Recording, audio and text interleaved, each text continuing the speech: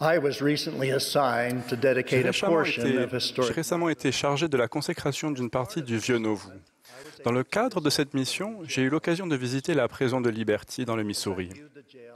En observant la prison, j'ai réfléchi aux événements qui en ont fait un élément si important de l'histoire de l'Église.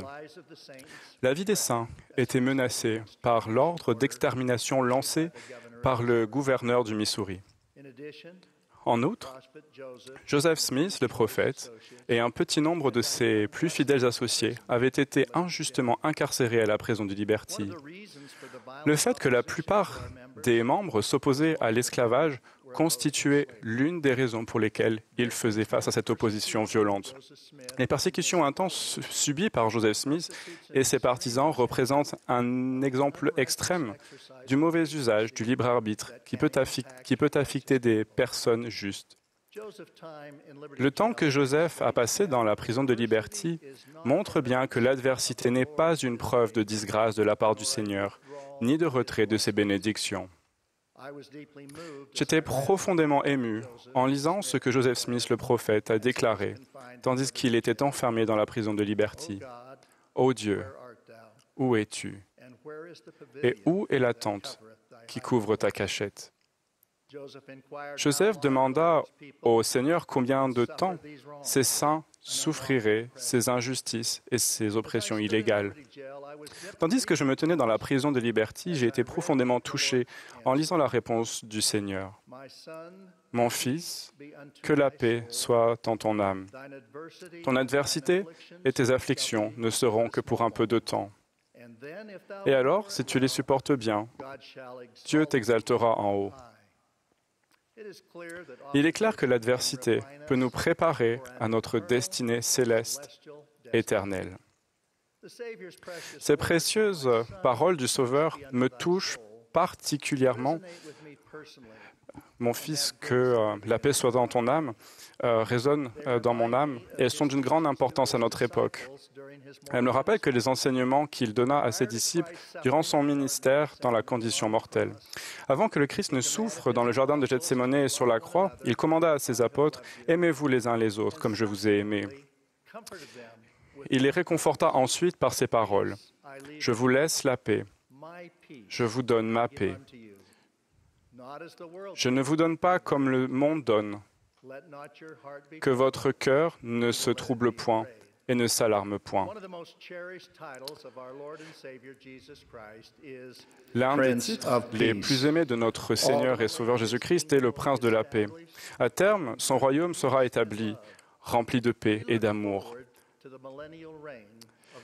par le droit et par la justice à jamais. Nous attendons avec impatience le règne millénaire du Messie. Malgré cette vision du règne millénaire, nous savons que la paix et l'harmonie ne règnent pas dans le monde aujourd'hui. Je n'avais jamais été témoin d'un tel manque de civilité au cours de ma vie. Nous sommes bombardés de paroles remplies de colère et qui suscitent la querelle, ainsi que des actes provocateurs et dévastateurs qui détruisent la paix et la tranquillité. La paix dans le monde et même au sein de notre collectivité n'est pas promise ni assurée avant la seconde venue de Jésus-Christ. Comme cela est rapporté dans l'Évangile de Matthieu, le Seigneur a instruit les 12 apôtres et indiqué que son ministère terrestre n'apporterait pas la paix universelle. Il a enseigné « Ne croyez pas que je sois venu apporter la paix sur la terre. » Le ministère terrestre du Sauveur n'impliquait pas la paix universelle. La paix universelle n'existe pas aujourd'hui. Cependant, on peut trouver la paix intérieure en dépit de la colère, de la querelle et de la division qui ruinent et corrompent le monde aujourd'hui. Il n'a jamais été plus important de rechercher la paix intérieure. La paix en Christ est un beau cantique très apprécié qui a récemment été écrit par Nick Day pour les jeunes d'aujourd'hui et qui comprend les paroles suivantes « Quand le monde est triste, la paix est en Christ. » Nous avons été bénis de recevoir ce cantique juste avant le début de la pandémie de COVID-19. Ce cantique communique l'aspiration à trouver la paix d'une belle manière. Et il souligne justement le fait que la paix est ancrée dans la vie et la mission de Jésus-Christ. Président Joseph F. Smith a déclaré « L'esprit de paix et d'amour ne pourra jamais arriver dans le monde tant que l'humanité ne recevra pas la vérité de Dieu et le message de Dieu, et ne reconnaîtra pas son pouvoir et son autorité qui sont divins. » Bien que nous ne devions jamais cesser de travailler à atteindre la paix universelle, il nous est promis que nous pouvons trouver la paix intérieure, telle que cela nous est enseigné par le Christ. Ce principe est décrit dans les Doctrines et Alliances. Mais apprenez que celui qui accomplit les œuvres de la justice recevra sa récompense, c'est-à-dire la paix dans ce monde et la vie éternelle dans le monde à venir. Quelles sont les œuvres de la justice qui nous aideront à gérer les conflits, à calmer les querelles et à trouver la paix dans ce monde? Tous les enseignements du Christ vont dans ce sens. Je vais en mentionner quelques-unes qui sont particulièrement importantes selon moi. Premièrement, aimer Dieu, vivre ses commandements et pardonner à tous. Président George Albert Smith devint président de l'Église en 1945. Ses années de service en tant qu'apôtre le firent connaître comme un dirigeant pacifique. Au cours des 15 années qui précédèrent son appel à la présidence de l'Église, les difficultés et les épreuves engendrées par une grande crise économique mondiale, suivie par la mort et la destruction provoquée par la Seconde Guerre mondiale, n'avaient rien de paisible.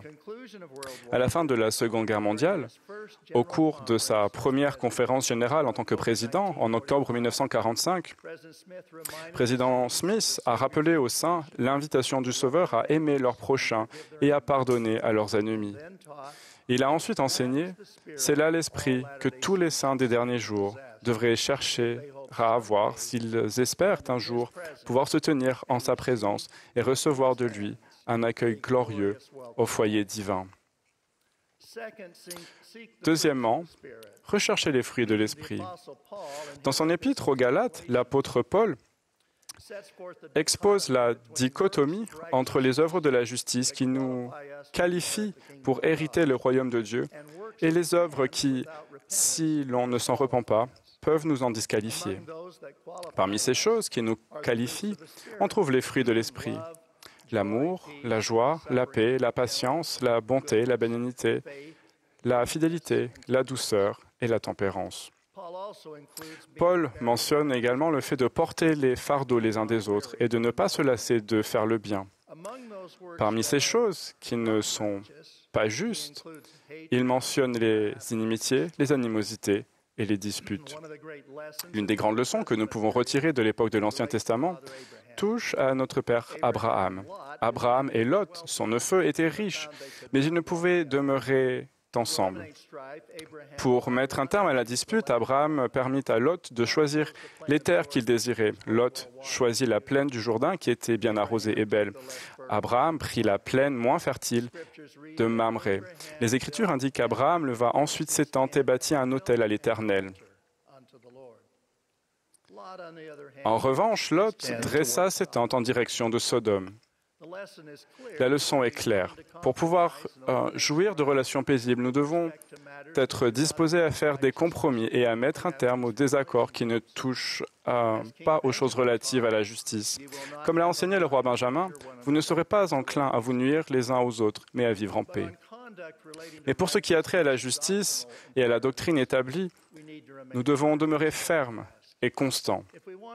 Si nous voulons obtenir la paix, qui est le fruit des œuvres de la justice, nous n'orienterons pas nos tentes en direction du monde. Nous orienterons nos tentes en direction du temple. Troisièmement, exercer notre libre arbitre pour choisir la justice. La paix et le libre arbitre sont des éléments essentiels du plan de salut qui sont étroitement liés. Comme décrit dans le sujet de l'Évangile sur le libre arbitre est la faculté et la bénédiction que Dieu nous donne de choisir et d'agir par nous-mêmes. Ainsi, le libre arbitre est au cœur de la progression et des expériences personnelles dont nous bénéficions en suivant le Sauveur. Nous sommes libres de choisir la liberté et la vie éternelle par l'intermédiaire du grand médiateur de tous les hommes. Le libre arbitre permet aussi aux mauvais choix dévastateurs de certains de causer du tort, des souffrances et parfois même la mort.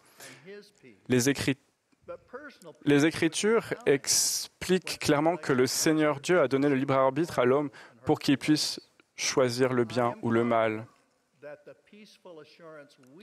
Les questions du libre arbitre étaient centrales au conseil prémortel dans les cieux, et elle fut l'une des principales causes du conflit entre les disciples du Christ et ceux de Satan. Le fait de renoncer à l'orgueil et au besoin de contrôle et de choisir le Sauveur nous permettrait d'obtenir sa lumière et sa paix. Mais cette paix intérieure serait mise à l'épreuve lorsque des personnes se montreraient blessantes et offensantes dans l'exercice de leur libre arbitre. J'ai la certitude que l'assurance paisible que nous ressentions dans notre cœur était fortifiée par la connaissance que nous avions de ce que le Sauveur du monde allait accomplir en notre faveur. Cette vérité est magnifiquement énoncée dans le manuel Prêcher mon Évangile. Si nous nous fions à l'expiation de Jésus-Christ, il peut nous aider à supporter nos épreuves, nos maladies et nos souffrances. Nous pouvons être remplis de joie, de paix et de consolation. Tout ce qui est injuste dans la vie peut être réparé par l'expiation de Jésus-Christ. Quatrièmement, édifier Sion dans notre cœur et dans notre foyer. Nous sommes tous des enfants de Dieu et faisons tous partie de sa famille. Nous sommes également membres de la famille dans laquelle nous sommes nés.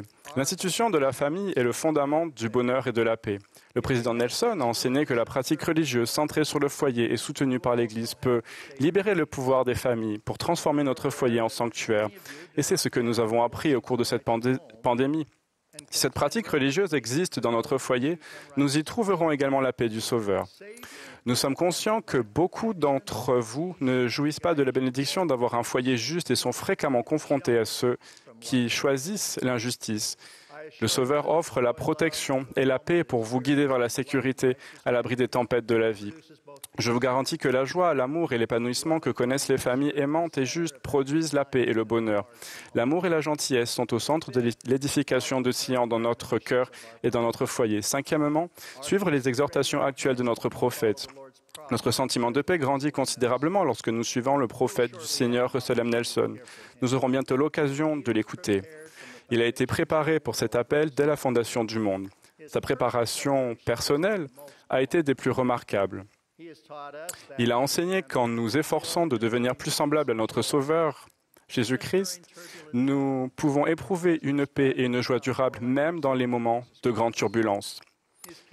Il nous a recommandé de nous repentir quotidiennement afin de recevoir le pouvoir purificateur, guérisseur et fortifiant du Seigneur. Je témoigne personnellement que la révélation a été reçue et qu'elle continue d'être reçue des cieux par notre prophète bien-aimé. En le respectant et en le soutenant en tant que prophète, nous adorons notre Père céleste et notre Sauveur, Jésus-Christ. Nous bénéficions de la présence du Saint-Esprit. Je rends mon témoignage apostolique personnel que Jésus-Christ, le Sauveur et le Rédempteur du monde, dirige et guide son Église rétablie. Sa vie et sa mission expiatoire sont la vraie source de la paix. Il est le Prince de la paix. Je rends mon témoignage sûr et solennel qu'il vit. Au nom de Jésus-Christ. Amen.